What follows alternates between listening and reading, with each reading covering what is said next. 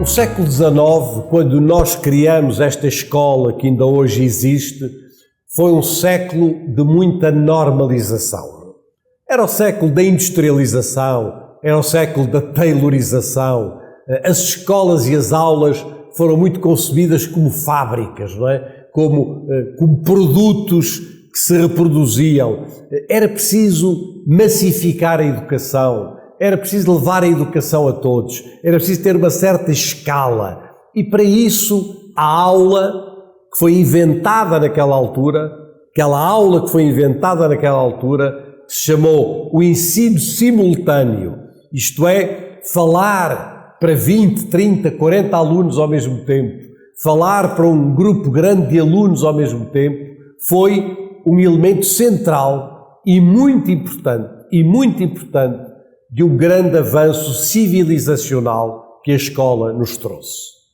Mas hoje, 2 séculos mais tarde, estamos confrontados com outras necessidades. O nosso grande problema hoje é a diversidade dos alunos. O grande problema hoje é que todos os alunos estão dentro da escola. Os bons, os menos bons, os que querem estudar, os que não querem estudar, os que têm uma cultura que vem de casa, os que não têm cultura nenhuma que vem de casa, os que chegam, às vezes, à escola com 6 anos de idade e não sabem pegar num lápis, não sabem pegar numa caneta, até aqueles que chegam aos 6 anos de idade na escola, já quase sabendo ler, já quase sabendo escrever. O nosso grande problema é a diversidade. Nós temos uma diversidade de situações. Então essa escola normalizada, uma sala de aula, 1 hora de aulas de 1 hora, um professor, mobiliário escolar em fileiras, em carteiras, com um quadro negro, com um currículo muito rígido, com disciplinas muito rígidas, tem que dar origem a uma diversidade de coisas, a uma diversidade de situações, que tragam a cultura, que tragam a curiosidade, que tragam o conhecimento para dentro da escola, que envolvam as crianças e que as motivem para realizar projetos, para estudar, para ler, para escrever, para fazer um conjunto de atividades que são absolutamente centrais. E a isso chamo eu o trabalho. Isto é, a escola não é o lugar onde a criança vai assistir a uma aula, ainda que as aulas possam ser importantes, mas a escola não é apenas um lugar onde a criança vai assistir a aulas, a escola é um lugar onde a criança vai trabalhar. Trabalhar como sinónimo de ler, como sinónimo de escrever, como sinónimo de estudar, como sinónimo de pesquisar, como sinónimo de resolver problemas, como sinónimo de realizar projetos.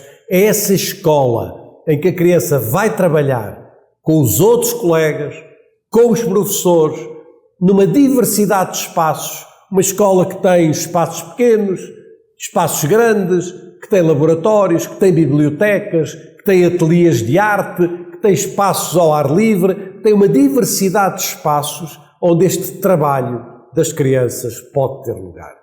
E falar nisto não é falar em facilitismo, é dizer nós estamos a pedir mais esforço às crianças, estamos a pedir mais participação, estamos a pedir mais envolvimento, mas em atividades que para elas tenham sentido, que façam sentido para elas e que elas sejam capazes, metaforicamente, de se sentar à mesa do conhecimento, umas com as outras, trabalhando, estudando, pesquisando, realizando projetos, dando sentido ao esforço que nós, professores, lhes pedimos.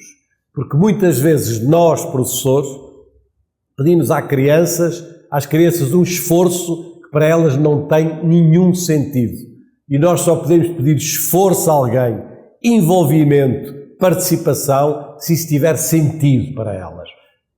A ideia do trabalho é trazer sentido para a atividade da criança na escola e mudar, na verdade, de uma visão de uma escola composta exclusivamente por aulas para uma ideia de escola em que o trabalho, a participação, o envolvimento é valorizado acima de tudo e constitui o pilar central do dia-a-dia escolar.